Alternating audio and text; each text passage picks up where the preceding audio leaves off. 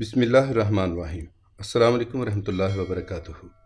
رمضان المبارک کی راتوں میں سے ایک رات شب قدر کہلاتی ہے، جو بہت ہی قدر و منزلت اور خیر و برکت کی حامل رات ہے۔ اس رات کو اللہ تعالیٰ نے کیونکہ 1000 مہینوں سے افضل قرار دیا ہے اور 1000 مہینے کے 83 برس 4 ماہ بنتے ہیں، اس لیے خیر من الف شہر کہہ کر اس امر کی طرف اشارہ کیا گیا ہے کہ اللہ کریم جتنا زیادہ اجر عطا فرمانا چاہے گا عطا فرما دے گا۔ اس اجر کا اندازہ انسان کے بس سے باہر ہے۔ امام زہری رحمۃ اللہ علیہ فرماتے ہیں کہ قدر کے معنی مرتبے کے ہیں، چونکہ یہ رات باقی راتوں کے مقابلے میں شرف و مرتبے کے لحاظ سے بلند ہے، اس لیے اسے لیلۃ القدر کہا جاتا ہے۔ تفسیر القرطبی۔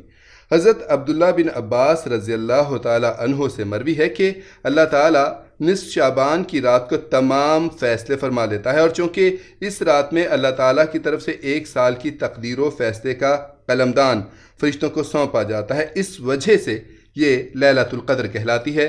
تفسیر القرطبی۔ اس رات کو قدر کے نام سے تعبیر کرنے کی وجہ یہ بھی بیان کی جاتی ہے کہ اس رات میں اللہ تعالیٰ نے اپنی قابل قدر کتاب، قابل قدر امت کے لیے صاحب قدر رسول کی معرفت نازل فرمائی۔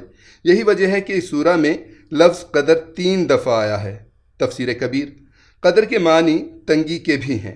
اس معنی کے لحاظ سے اس رات آسمان سے فرش زمین پر اتنی کثرت کے ساتھ فرشتوں کا نزول ہوتا ہے کہ زمین تنگ ہو جاتی ہے۔ تفسیر الخازن۔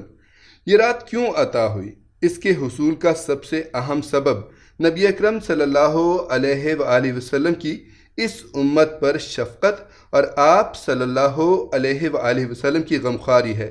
موطا امام مالک میں ہے کہ جب رسول پاک صلی اللہ علیہ وآلہ وسلم کو سابقہ امتوں میں لوگوں کی طویل عمروں کے بارے آگاہ فرمایا گیا تو آپ صلی اللہ علیہ وآلہ وسلم نے ان کے مقابلے میں اپنی امت کے لوگوں کی عمر کو کم دیکھتے ہوئے یہ خیال فرمایا کہ میری امت کے لوگ اتنی کم عمر میں سابقہ امتوں کے برابر عمل کیسے کر سکیں گے؟ بس آپ صلی اللہ علیہ وآلہ وسلم نے بارگاہ اقدس میں اپنی امت کے لیے آرزو کرتے ہوئے جب یہ دعا فرمائی کہ اے میرے رب، میری امت کے لوگوں کی عمریں کم ہونے کی وجہ سے نیک اعمال بھی کم رہ جائیں گے، تو اس پر اللہ تعالیٰ نے شب قدر عنایت فرمائی۔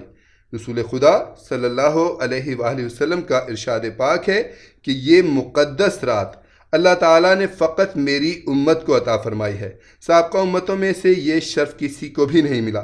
سیدنا ابو ہریرہ رضی اللہ تعالیٰ عنہ سے مروی ہے کہ آپ صلی اللہ علیہ وآلہ وسلم نے فرمایا، جس شخص نے شب قدر میں اجر و ثواب کی امید سے عبادت کی، اس کے سابقہ گناہ معاف کر دیے جاتے ہیں۔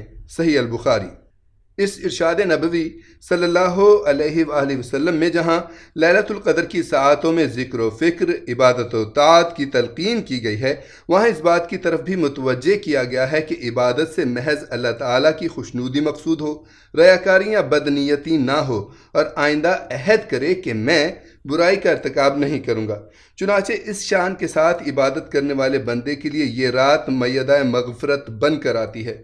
سیدنا انس رضی اللہ تعالی عنہ سے مروی ہے کہ رمضان المبارک کی آمد پر ایک مرتبہ رسول پاک صلی اللہ علیہ وآلہ وسلم نے فرمایا، یہ جو ماہ تم پر آیا ہے اس میں ایک ایسی رات ہے جو 1000 ماہ سے افضل ہے۔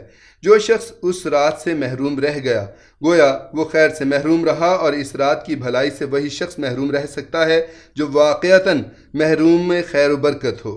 سنن ابی ماجہ۔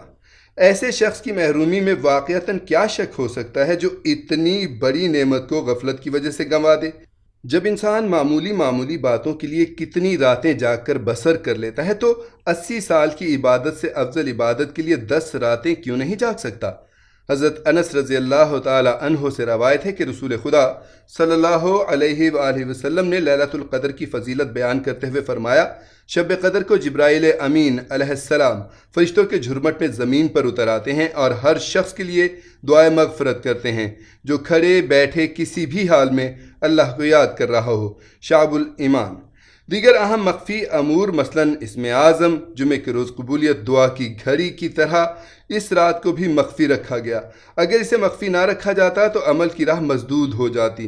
اللہ تعالیٰ کو چونکہ اپنے بندوں کا رات کے اوقات میں جاگنا اور بیدار رہنا محبوب ہے، اس لیے رات متعین نہ فرمائی تاکہ اس کی تلاش میں متعدد راتیں عبادت میں گزریں۔ علاوہ ازیں ایک نہایت اہم وجہ اس کے مخفی کر دینے کی جھگڑا بھی ہے۔ حضرت عبادہ بن صامت رضی اللہ تعالی عنہ سے مروی حدیث میں موجود ہے، ایک مرتبہ رسالت مآب صلی اللہ علیہ وآلہ وسلم شب قدر کے تعین کے بارے میں آگاہ کرنے کے لیے گھر سے باہر تشریف لائے، لیکن راستے میں دو آدمی آپس میں جھگڑ رہے تھے۔ حضور اکرم صلی اللہ علیہ وآلہ وسلم نے فرمایا، میں تمہیں شب قدر کے بارے میں اطلاع دینے آیا تھا، مگر فلاں فلاں کی لڑائی کی وجہ سے اس کا تعین اٹھا لیا گیا۔ صحیح البخاری۔ شب قدر کے تعین کے بارے میں تقریباً 50 اقوال ہیں، ان میں سے 2 اقوال نہایت ہی قابل توجہ ہیں۔ رمضان المبارک کے آخری عشرے کی طاق راتوں میں سے ایک ہے۔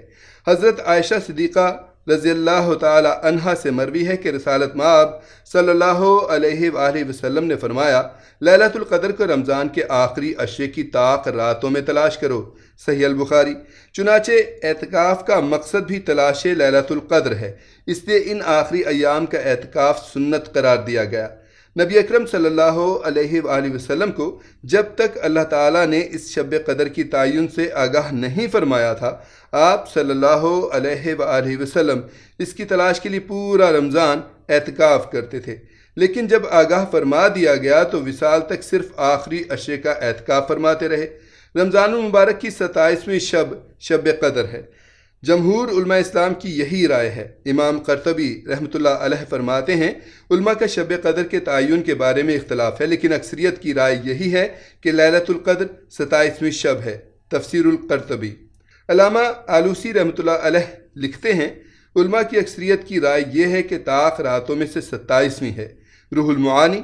ترجمان القرآن حضرت عبداللہ بن عباس رضی اللہ تعالی عنہ اور قاری قرآن حضرت ابی بن کعب رضی اللہ تعالی عنہ کی بھی یہی رائے ہے کہ رسالت مآب صلی اللہ علیہ وآلہ وسلم نے جو اس کی علامت بیان فرمائی ہے وہ اسی رات میں پائی جاتی ہے۔ سیدنا عبداللہ بن عباس رضی اللہ تعالی عنہ 27ویں کو شب قدر قرار دیتے ہوئے 3 دلیلیں بیان کیا کرتے تھے، جس کو امام رازی رحمۃ اللہ علیہ نے اپنے الفاظ میں یوں بیان کیا ہے۔ لفظ لیلۃ القدر کے 9 حروف ہیں اور اس کا تذکرہ 3 دفعہ ہوا ہے اور مجموعہ 27 ہوگا۔ تفسیر کبیر۔ سورہ قدر کے کل 30 الفاظ ہیں جن کے ذریعے شب قدر کے بارے میں بیان کیا گیا ہے، لیکن اس سورہ میں جس لفظ کے ساتھ اس رات کی طرف اشارہ کیا گیا ہے وہ حیا ہے۔ حیا ضمیر ہے اور یہ لفظ اس سورہ کا 27واں لفظ ہے۔ سورہ کے کل کلمات 30 ہیں اور ان میں ہی 27واں کلمہ ہے۔ سیدنا فاروق اعظم رضی اللہ تعالی عنہ نے حضرت ابن عباس رضی اللہ تعالی عنہ سے شب قدر کے تعین کے بارے میں سوال کیا تو انہوں نے فرمایا، اللہ تعالیٰ کو طاق عدد پسند ہے اور طاق عددوں میں سے بھی 7 کے عدد کو ترجیح حاصل ہے، کیونکہ اللہ تعالیٰ نے اپنی کائنات کی تخلیق میں 7 کے عدد کو نمایاں کیا ہے، مثلا 7 آسمان، 7 زمین، ہفتے کے 7 دن، طواف کے چکر 7 وغیرہ۔ تفسیر کبیر۔ شب قدر کا وظیفہ۔ حضرت عائشہ صدیقہ رضی اللہ تعالی عنہا سے مروی ہے کہ میں نے رسالت مآب صلی اللہ علیہ وآلہ وسلم سے عرض کیا کہ شب قدر کا کیا وظیفہ ہونا چاہیے، تو آپ صلی اللہ علیہ وآلہ وسلم نے ان الفاظ کی تلقین فرمائی، اے اللہ تو معاف کر دینے والا اور معافی کو پسند فرمانے والا ہے، بس مجھے بھی معاف کر دے۔ مسند احمد بن حنبل۔